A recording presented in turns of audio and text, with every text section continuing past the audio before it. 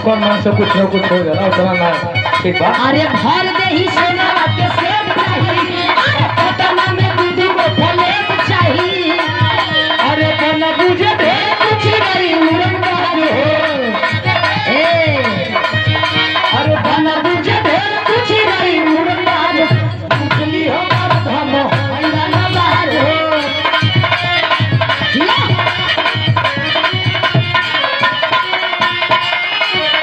कहिया ले जान तू मचाई का खलडाली। मैंने खलबली मचाई। हाँ हो अच्छा मैंने खलबली का मतलब कौन ची कैसन खलबली सुन कैसन?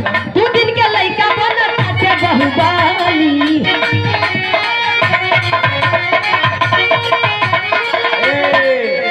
मैंने तोरा कहे का मतलब कि हम खलबली मचाई जाके झगड़ा करी। अरे नहीं ना तो सर लोग ताको तो सोचो तो कि कोई भी काम गबड़ाओ कि फिर हवा बंद करके जेल में डाली। चुप रहा। हाँ बोलो कहिया ले जान तू मचाई का खलबाली, तू दिन के लइका बनता के बहुबाली। ए करे जा हो अरे आप नच रैया उड़ी बाज उड़े वाला का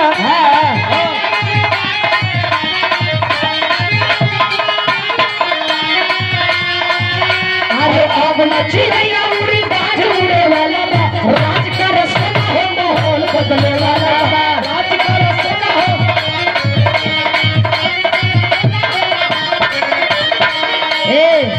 ई माहौल बदलेदा जान तू बदली हा जा, ई माहौल बदलेदा जान तू बदली हा जा। और ये गाना ट्रेंड करता है। धारा धारा कनी कमार राजा जी, कनी कमार राजा जी, कनी कमार राजा जी। धारा धारा ए हो अरे जानी जहाँ रेट मिले सही हो, हम न करी बात कही हो। जानी जहाँ रेट मिले सही हो,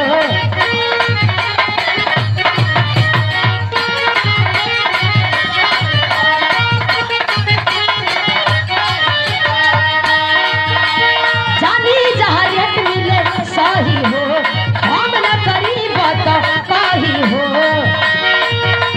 में बाबू लड़ाई ना नजरिया, अच्छा वकटे में बाबू लड़ाई ना नजरिया। ए हो अरे तेरे दे, अरे तेरे दे, लहला हो कमरिया हम फेंकब न मरिया। ए हो तोहके बना के लई कनिया कई झेले खातिर परेशानिया। मिलना पड़ेगा। अरे रहे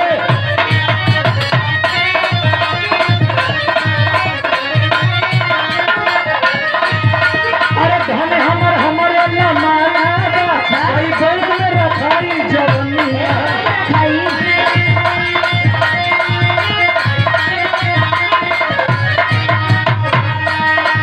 आहो मन में जठोरा सवार रही राजा जी।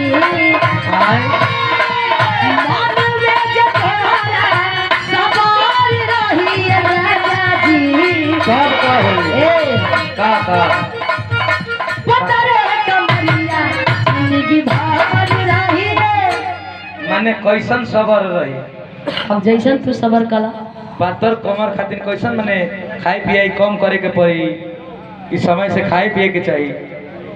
अच्छा कैसे? हाँ मन में जठोरा सवार रही राजा जी। हाँ मन में जठोरा सवार रही राजा जी। पतरे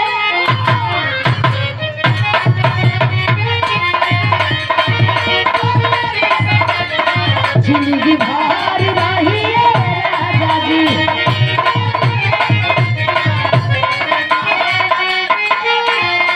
ए राजा ढेर दिन ले अइबा हो। हाँ हाँ अरे हम तो भीड़ करके खाते बनी हम लोग नहीं खाते आपकी खाए ये हो करेगा का सबन के से हो का बैठी पिया से हो बैठे के पड़ी ना।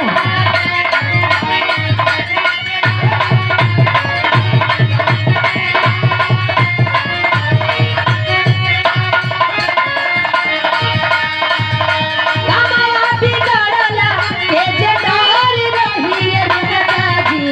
हाँ हाँ कमावा बिगड़ला के जे डर रही राजा जी।